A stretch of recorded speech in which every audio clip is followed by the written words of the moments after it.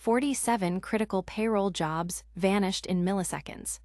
The admin used delete box instead of delete job, and the box recursively wiped every job inside it. Let's break down JIL insert job, update job, delete job, how it works, and the exact mistake behind that failure. JIL is the command line interface for Broadcom's AutoSys workload automation. It lets you define and manage batch jobs using SQL-like verbs. Every operation is immediate and permanent. There's no undo. Insert job creates a new job. You must provide all required attributes like job type, machine, and owner. If the job already exists, the entire JIL batch aborts. Here's a complete insert job example. Notice all required fields are present. After running this, you should verify with AutoRep-Q. Update job changes only the attributes you specify. It's a partial update, not a replacement. If you omit an attribute, it stays unchanged. These examples show how to update specific attributes. Note that only the listed fields change, all others remain as they were. Delete job removes one job. Delete box removes the box and every job inside it. No confirmation, no undo. Always back up with AutoRep-Q first.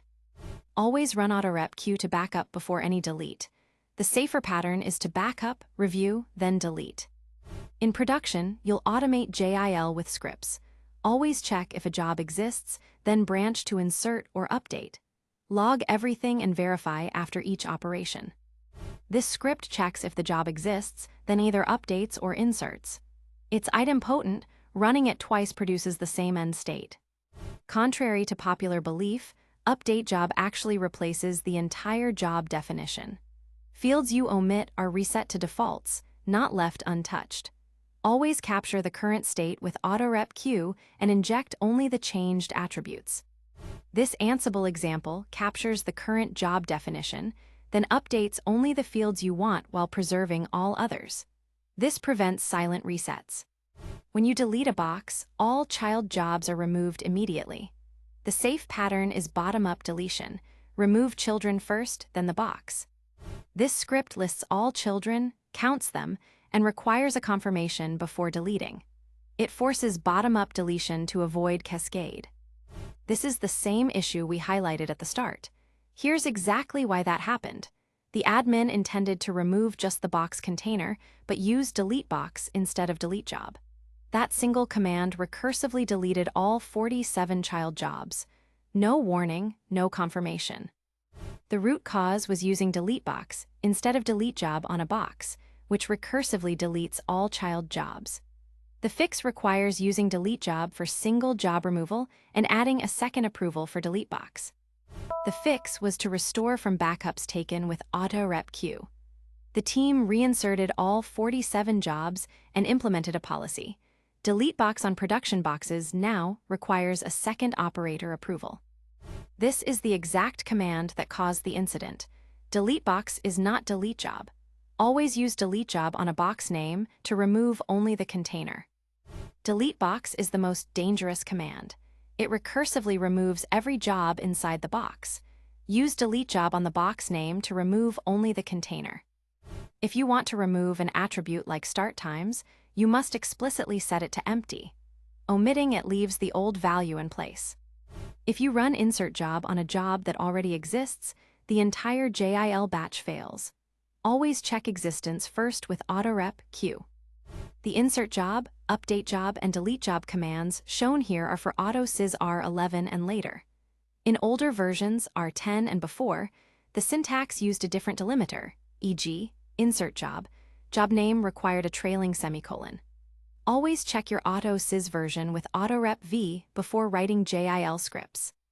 The article mentions previewing deletions with AutoRep-Q, but doesn't show a concrete script. Here's a safe pattern that lists all jobs that would be deleted by delete box before executing. When running update job on a job that is currently executing, the change applies to the *next scheduled run, not the current instance. To force an immediate effect, use sendEvent eForceSDARTJOB after the update, but be aware this may disrupt running processes. Use AutoRep to inspect jobs before any operation. The Q flag exports the full definition. Always back up before delete.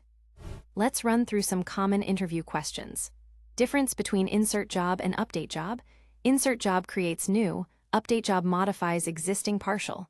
How to delete a box but keep inner jobs. Use delete job on the box name. How to back up a job definition. Run autorep j job name q backup, JIL. And a few frequently asked questions. Can I use insert job on an existing job? No, it will fail. Use update job instead. Does update job replace the entire job? No, it's a partial update, only specified fields change. What's the difference between delete job and delete box? Delete job removes one job, delete box removes box and all children. To recap, insert creates, update modifies partially, delete removes one, delete box removes all children. Always back up and verify. These practices will save you from production incidents. Ready to go deeper? Up next, box jobs and nested boxes in AutoSys, then file watcher jobs in AutoSys, then JIL one-time job overrides. Find them all at TheCodeForge.io. Thanks for watching. The full article and code examples are covered in detail at TheCodeForge.io.